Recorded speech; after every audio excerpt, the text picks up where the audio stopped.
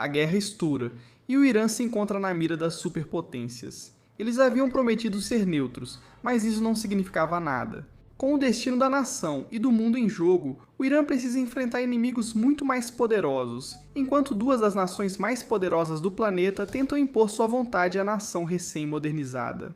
Como na maioria das questões de política internacional, o contexto é multifacetado e complexo. Para simplificar, durante a Primeira Guerra Mundial, grandes partes da nação do Oriente Médio, a Pérsia, foram ocupadas pelo Império Otomano, Grã-Bretanha, Rússia e tiveram influência significativa da Alemanha, mesmo sendo uma nação neutra.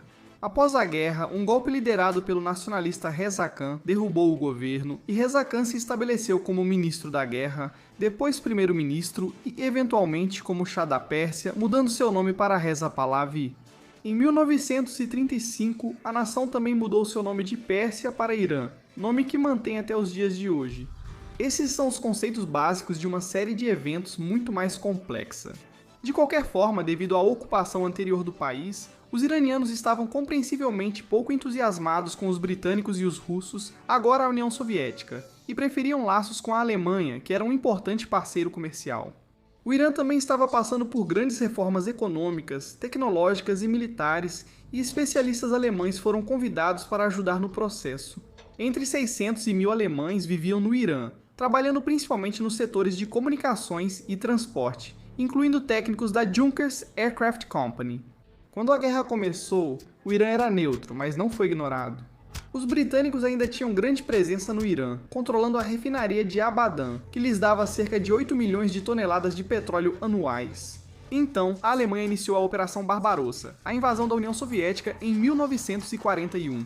Os soviéticos agora eram aliados dos britânicos na guerra, e o Irã se viu em uma posição muito delicada. Havia receio de que a Alemanha avançasse para o Cáucaso rico em petróleo e não parasse na fronteira iraniana.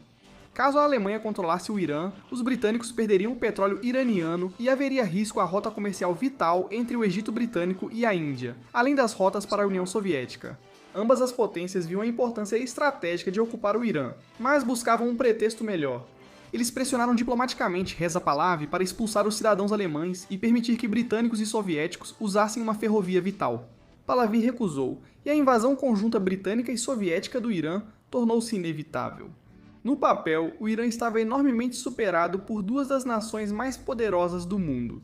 No lado iraniano, havia 9 divisões do exército apoiadas por uma força blindada em crescimento, que incluía 50 tanques leves tchecos TNH, 50 tanquetas armadas com um par de metralhadoras cada uma, e possivelmente até 100 carros blindados equipados com canhões de 37 mm.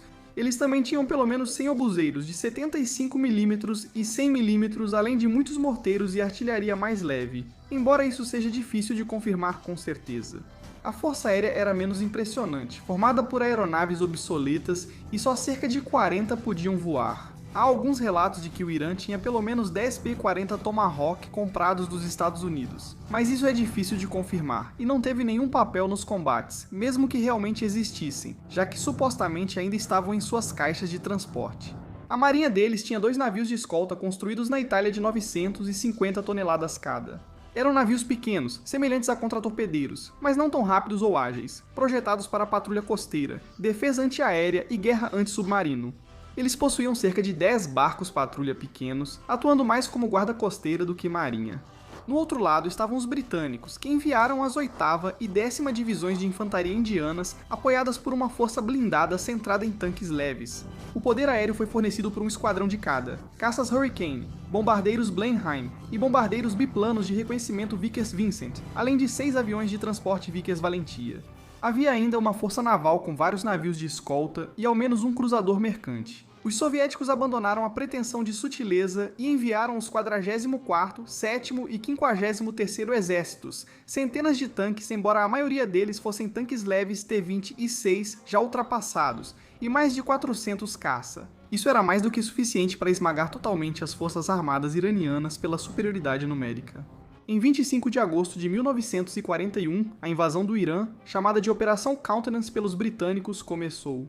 O plano era um movimento de pinça, britânicos invadindo pelo sul a partir de bases no Iraque e soviéticos atacando pelo norte pelo Cáucaso e Ásia Central. O Irã sabia que tinha poucas chances contra tamanha desvantagem e pediu ajuda aos Estados Unidos para preservar seu status de nação neutra. A resposta do presidente Roosevelt foi decepcionante, para dizer o mínimo. Em resumo, ele disse que a ameaça da Alemanha nazista justificava qualquer medida para detê-los. Ele foi mais eloquente, mas, independentemente das palavras, o Irã estava sozinho. A invasão começou ao amanhecer do dia 25. O HMS Shoran transformou o Palang em um recife de coral com a primeira salva. Um desembarque anfíbio da 8ª Divisão Indiana logo garantiu as refinarias de petróleo vitais em Abadan. E ao mesmo tempo, o porto de Bandar Shapur foi capturado por um cruzador mercante australiano. O navio patrulha iraniano Babur foi afundado pelo navio patrulha australiano Yara. Blenheims da Força Aérea Real bombardearam aeródromos, neutralizando grande parte da Força Aérea iraniana. Alguns caças decolaram, mas não ameaçaram, servindo apenas de alvo para os Hurricane de escolta. A invasão terrestre começa quando a 8ª Divisão Indiana deixa sua base em Basra, no Iraque, e avança para o território iraniano, enquanto a 10ª avança a partir da cidade fronteiriça de Kanakin. Eles tiveram algum sucesso inicial, mas os iranianos lutaram além do esperado, e ambos os ataques enfrentaram forte resistência em 27 de agosto. No entanto, esses foram contratempos temporários e no dia seguinte conseguiram desferir golpes sérios nas forças iranianas, capturando Shahrabad e a capital regional de Karamshan. Ao norte, a cidade costeira de Astara, no Mar Cáspio, foi capturada pelo 44º Exército Soviético e por elementos da Marinha Vermelha. Eles foram temporariamente detidos na cidade de Rasht e no porto de Bandar Pahlavi. Bombardeiros soviéticos decolaram e começaram a bombardear a cidade, que se rendeu em 28 de agosto. O 53º Exército avançou em direção à cidade de Mashhad, capturando o aeroporto. A 15ª Divisão Iraniana resistiu o quanto pôde, mas foi destruída e os soldados do Exército Vermelho capturaram a cidade. Os tanques soviéticos T-26, já ultrapassados, eram geralmente inferiores aos panzers alemães, mas no Irã, eles não enfrentaram resistência significativa alguma. As poucas dezenas de biplanos iranianos foram facilmente superadas pelas centenas de caças soviéticos. Sem outra escolha, o Shah pediu um cessar-fogo quando as forças britânicas e soviéticas conseguiram se unir nos dias 30 e 31 de agosto, encerrando efetivamente o conflito. Ao todo, os britânicos perderam 22 soldados e 42 ficaram feridos, enquanto os soviéticos tiveram cerca de 40 mortos. As perdas iranianas foram de cerca de 800 soldados e civis mortos, embora os números exatos sejam desconhecidos. Apesar dos seus esforços, o Irã foi sobrepujado. Eles não tinham equipamento de comando e comunicação para coordenar defesas, foram surpreendidos e estavam em grande desvantagem numérica. Essa quebra de liderança fez até com que alguns generais fugissem do campo de batalha, deixando seus homens sozinhos. A invasão anglo-soviética durou 6 dias no total. Em 16 de setembro, Reza Shah abdicou em favor de seu filho, Mohammad Reza Pahlavi, que era muito mais cooperativo com os aliados. Ele passaria o resto de sua vida no exílio na África do Sul. Com os aliados controlando o Irã, exigiram que o país rompesse todos os laços com a Alemanha e outras potências do eixo. Em janeiro de 1942, Grã-Bretanha, União Soviética e Irã assinaram o Tratado Tripartite de Aliança. O tratado garantia a soberania iraniana e, mais importante ainda, também estabelecia que os aliados deixariam o Irã após a guerra. Em setembro de 1943, o Irã declarou guerra à Alemanha e, alguns meses depois, foi palco de uma reunião entre Winston Churchill, Iosif Stalin e Franklin Roosevelt, onde discutiram planos para a guerra e o mundo do pós-guerra. Durante a guerra, o Irã foi um elo vital que permitiu que milhões de toneladas de suprimentos do Lend-Lease chegassem à União Soviética vindos dos Estados Unidos. Isso teve um custo. Com recursos e mão de obra desviados para a ferrovia transiraniana, não havia o suficiente dedicado à agricultura, e isso levou à inflação, à escassez de alimentos e a uma fome generalizada no país. Quando a guerra terminou, a Grã-Bretanha cumpriu suas obrigações do tratado, e junto com as tropas americanas, se retirou no início de 1946. Os soviéticos, porém, precisaram de mais motivação. Eles vinham financiando secretamente pelo menos 2 movimentos separatistas no Azerbaijão e no Kurdistão, no território norte do Irã. Mas essa é uma história para outro dia. Finalmente, em maio de 1946, os soviéticos partiram, um dos primeiros episódios da Guerra Fria. Em 2006, algo estranho aconteceu. Para a maioria das pessoas, isso mal foi notado. Outra aeronave foi aposentada, mais um item riscado de uma planilha do Pentágono. Mas para pilotos, engenheiros e entusiastas da aviação, parecia um funeral. Naquele ano, a Marinha dos Estados Unidos aposentou oficialmente o F-14 Tomcat, uma aeronave que dominou os céus por mais de 30 anos. Uma aeronave que definiu uma era e que até hoje ainda parece coisa do futuro. Quando o Tomcat foi finalmente aposentado, as pessoas imaginaram que o de sempre aconteceria. Os jatos seriam estacionados no deserto, armazenados, desmontados para peças ou até vendidos para nações amigas, como normalmente ocorre. Exceto que não foi isso que aconteceu. Em vez disso, a Marinha fez algo sem precedentes. Eles destruíram todos eles. Os últimos F-14 não foram armazenados, não foram vendidos, eles nem sequer foram cuidadosamente desmontados. Eles foram triturados, reduzidos a sucata. Então, a pergunta óbvia é, por quê? Por que os Estados Unidos apagariam deliberadamente uma das aeronaves de combate mais capazes já construídas? Para entender isso, precisamos voltar não para 2006 ou a Guerra Fria, mas para os anos 1960, quando a Marinha dos Estados Unidos enfrentava um problema. Seu principal caça, o F-4 Phantom II, era poderoso, rápido e fortemente armado, mas tinha limitações. Novas ameaças estavam surgindo. Bombardeiros mais rápidos, mísseis de longo alcance e, ao fundo, a possibilidade de um combate naval em grande escala com a União Soviética. A Marinha precisava de algo novo, algo maior e mais inteligente, algo que pudesse ver o inimigo antes que o inimigo o visse. Em 1970, a Grumman atendeu ao chamado. O que eles entregaram era diferente de tudo o que já havia nos céus. O F-14 Tomcat.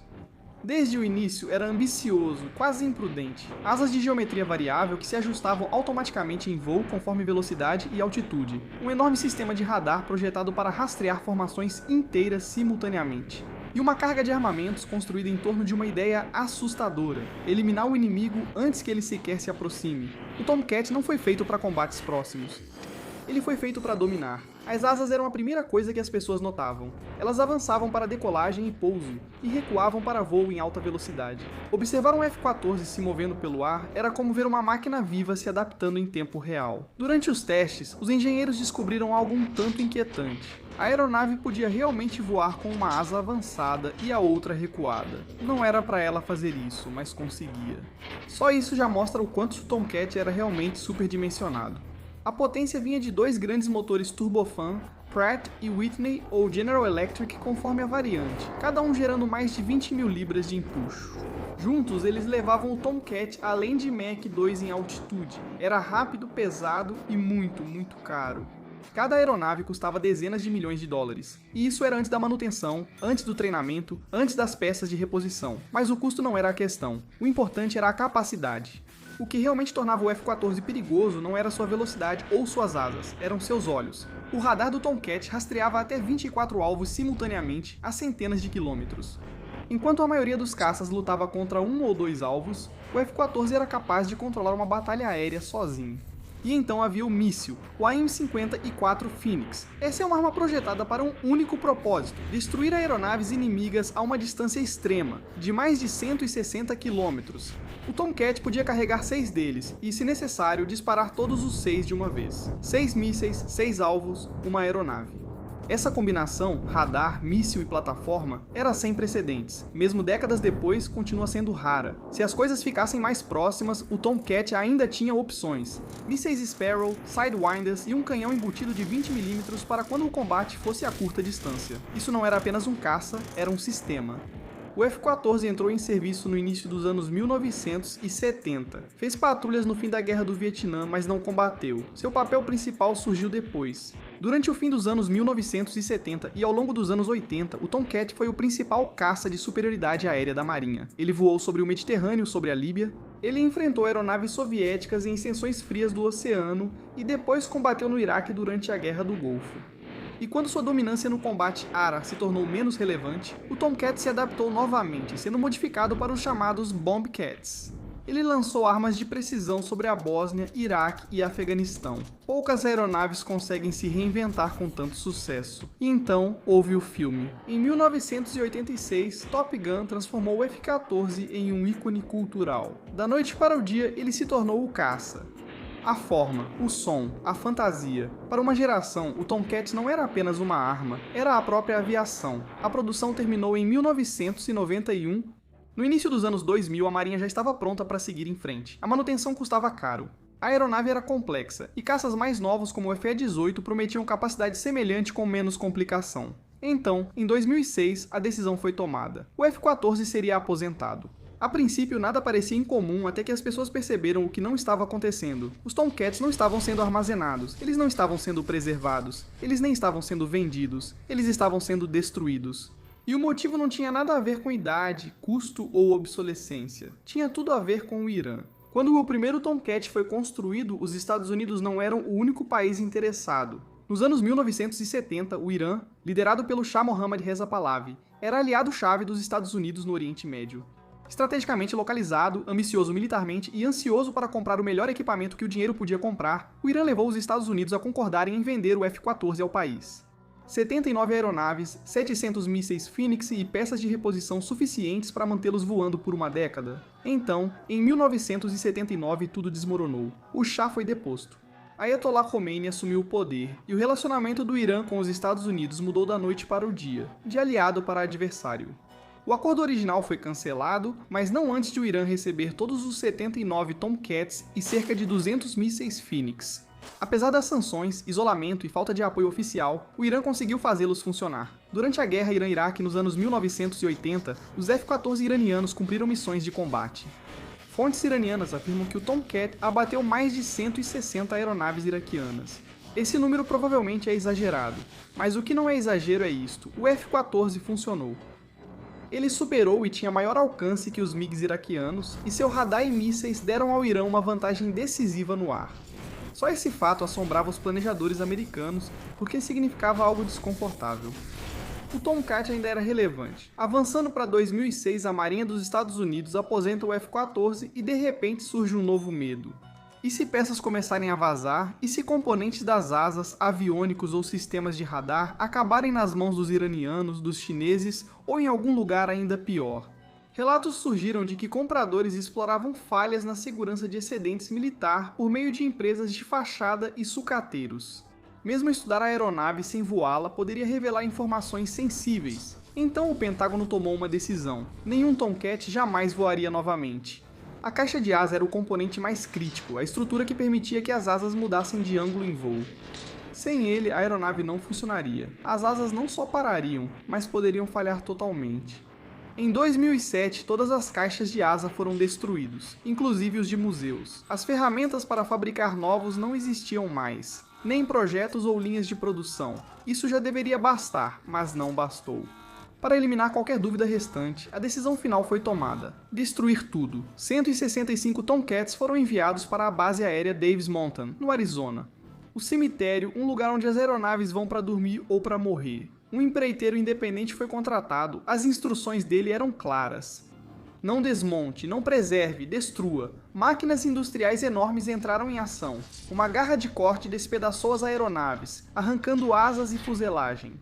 Um triturador reduziu o que restava a fragmentos retorcidos de alumínio. As máquinas pesam mais de 45 toneladas cada uma, e o Tomcat nunca teve chance, mas algumas partes resistiram. O trem de pouso, projetado para suportar pousos em porta-aviões, precisou ser cortado com maçaricos especiais. Alguns componentes comuns foram vendidos ao exterior. Nada crítico, nada que não existisse em outras aeronaves. Ao final, um dos caças mais icônicos havia sumido.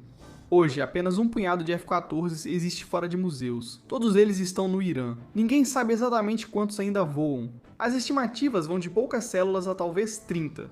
Os mísseis Phoenix acabaram há muito. As peças são improvisadas, canibalizadas ou feitas em segredo. Em 2025, imagens pareciam mostrar F-14s iranianos destruídos em ataques aéreos, mas não se sabe se estavam ativos ou serviam apenas para peças. O que se sabe é o seguinte: o Tomcat não morreu porque estava obsoleto. Morreu porque ainda era perigoso demais. Ao destruir a frota, os Estados Unidos impediram que qualquer rival, por mais determinado que fosse, trouxesse o F-14 de volta como aeronave de combate.